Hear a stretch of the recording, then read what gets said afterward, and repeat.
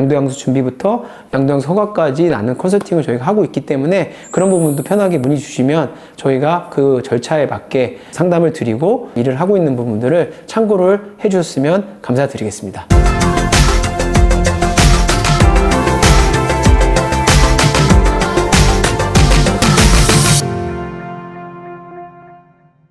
안녕하십니까. 개원후 10개월 남자의 송철입니다. 이번 영상은 병원 양도양수에 대해서 말씀을 드리겠는데요. 제가 지난 영상에 개원 트렌드에서 말씀드렸다시피 양도양수에 대해서 제가 다시 한번 언급을 한 적이 있어요.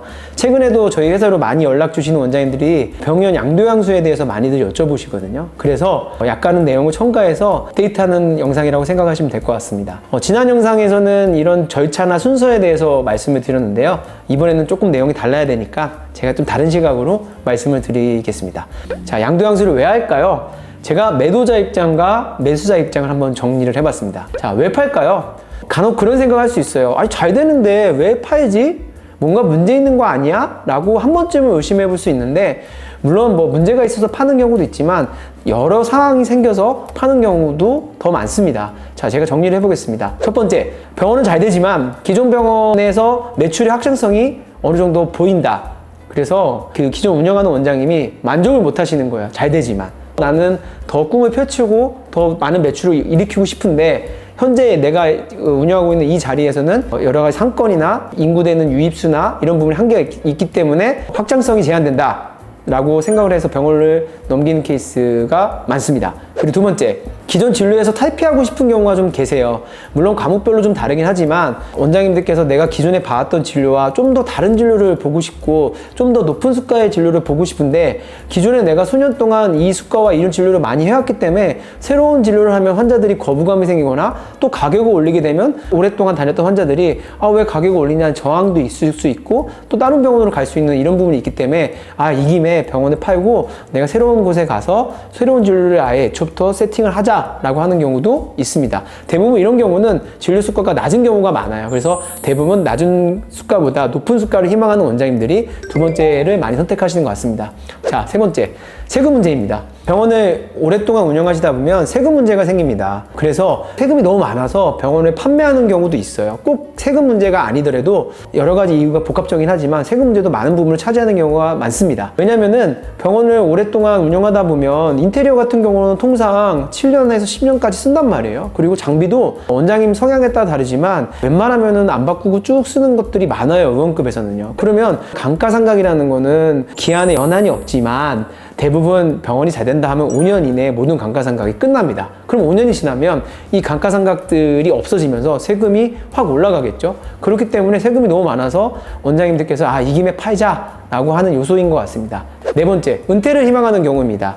은퇴의 경우는 크게 두 가지인데요. 첫 번째는 나이, 나는 이 병원을 내가 20, 30년 운영했으니까 이제 그만해야겠다 하는 경우도 있고요. 두 번째는 굉장히 좋은 케이스인데 안 벌어도 돼, 파이어족이 되는 경우가 종종 있습니다. 그래서 뭐 주식 투자나 건물 투자나 이런 거 잘 하셔서 나 이제 병원에 더 이상 얽매이고 싶지 않아, 이 병원 팔고 나는 경제적 자유를 얻으러 내가 원하는 거 하러 갈래, 이런 경우가 있습니다. 그리고 다섯 번째입니다. 피치 못할 개인 사정이 생기는 경우입니다. 이 부분은 뭔가 정의하기는 어려운 부분이 여러 가지 이슈들이 생겨요. 가족들이 뭐 이민을 간다던가 이런 상황이 있을 거고요. 이 부분은 생략하겠습니다. 자, 여섯 번째, 동업 중인 사업장이 동업이 해지되면서 그냥 병원을 깔끔하게 팔고 나가는 경우. 이 부분은 안타깝게도 잘 되는 병원인데 동업자 간에 약간 트러블이 생기면서 결국에는 그냥 병원을 팔고 깔끔하게 서로 다 털고 가자, 이런 경우도 종종 있습니다. 그래서 크게 6가지로 나눴는데요. 아무래도 빈도수가 많은 첫 번째부터 말씀드렸던 부분들이 지금 확률적으로 더 많은 부분을 차지해서 제가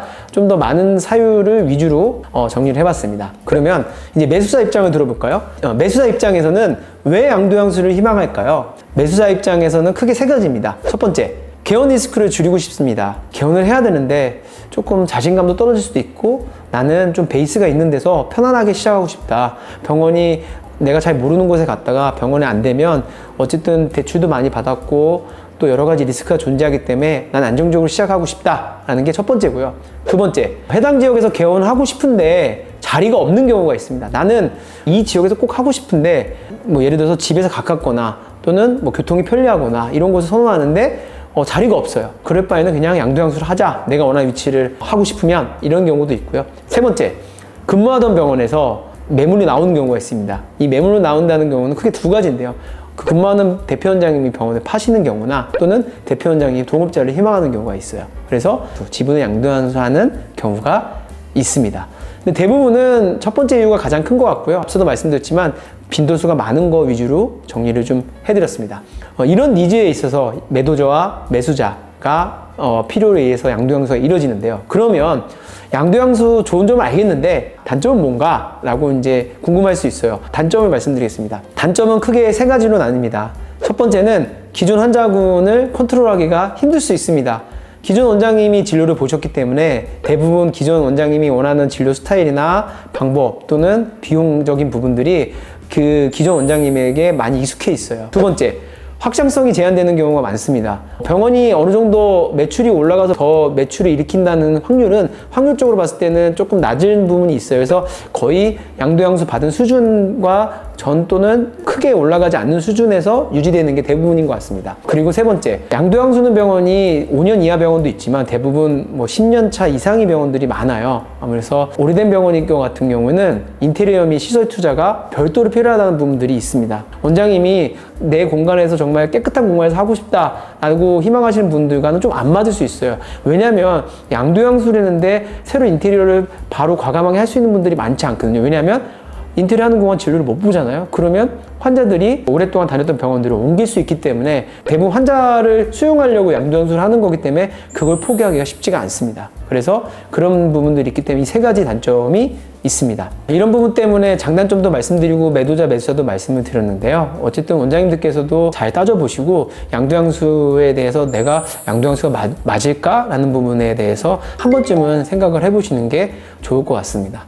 양도양수를 하면서 최근에 많이 주시는 질문 중에 하나가 첫 번째, 진료 공백 없이 양도양수 하고 싶다. 두 번째, 권리금 협의가 안 돼서 어떻게 해야 되냐. 그리고 세 번째, 양도양수 금액이 이게 맞는 거냐. 그리고 네 번째, 양도양수 절차를 모르는데 어떻게 해야 될지도 답답하고 어디서부터 어디까지 협의를 해야 되는지도 모르겠다라고 하는 질문들이 굉장히 많습니다. 사실 이런 부분들은 개개인별로 성향이 다르고 또 개개인별로 열어봐야 알 수 있는 게 있거든요. 그래서 아무래도 이런 부분들은 실무를 많이 접해본 전문가한테 맡기는 게 저는 좋다고 생각을 하는데요. 아무래도 이제 양도양수를 대부분 하면서 저희한테 고충을 토로하는 게 전문가가 없이 원장님들끼리 협의하다 보면 나도 처음 팔아보고 나도 처음 사기 때문에 우왕좌왕할 수밖에 없어요. 그리고 각자 서로의 이익을 생각을 할 수밖에 없잖아요. 당연히 이게 돈이 오가는 거기 때문에. 그렇기 때문에 원활하게 협상을 한다는 것 자체가 사실은 쉽지는 않은 것 같아요. 왜냐면 매도자는 한 푼이라도 더 받고 싶고 매수자는 한 푼이라도 더 싸게 사고 싶거든요.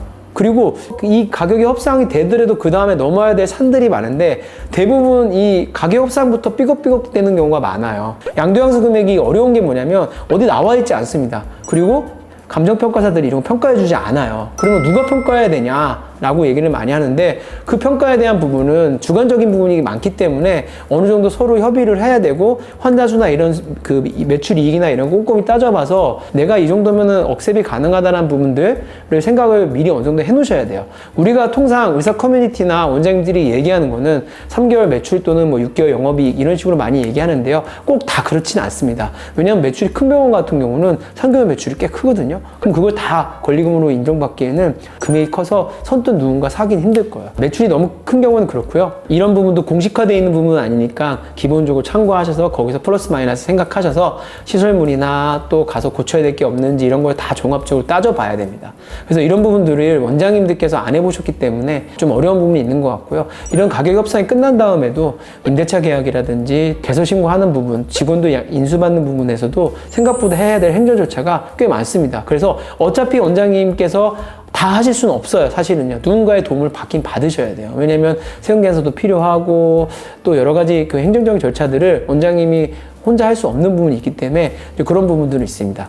근데 원장님들께서 간혹 질문을 주세요. 제가 이제 이런 영상을 올리니까 아 그래 그럼 너무 많이 해봤다 라고 생각을 하지만 그냥 단편적으로만 질문을 주시는 경우가 있어요. 카톡으로 뭐 어떻게 하면 되나요? 근데 죄송한 얘기지만 그건 저희 노하우이기도 하고 그 단편적인 거를 답변으로서 해결이 되지가 않습니다. 제가 답변을 명확하게 못 드리는 이유가 상황을 알고 들어가서 봐서 그 상황에 맞게 말씀을 드려야 되는데 병의원 양도양수 그냥 공백 없이 가능한가요? 라고 질문을 주시고 방법을 알고 싶어요 라고 하는데, 그 얘기는 제가 예를 들자면 이런 식으로 생각하면 될 것 같아요. 제가 배가 아픈데 어떤 약을 먹어야 되나요? 라고 질문하면 원장님 어떻게 대답을 해주실 건가요? 배가 어떤 것 때문에 아픈지를 봐야 되는데 알 수가 없죠. 구체적으로 어떤 부분이 문제가 있는지를 환자를 진찰을 하고 환자와 면담을 나누면서 파악을 하시잖아요. 그거랑 비슷하다고 보시면 될 것 같습니다. 그래서 원장님들께서도 고민이 되시겠지만 어느 정도 자신이 없거나 그런 부분이 있으면 저희 회사에 맡기면 저희가 이제 양도양수 준비부터 양도양수 허가까지 컨설팅을 저희가 하고 있기 때문에 그런 부분도 편하게 문의 주시면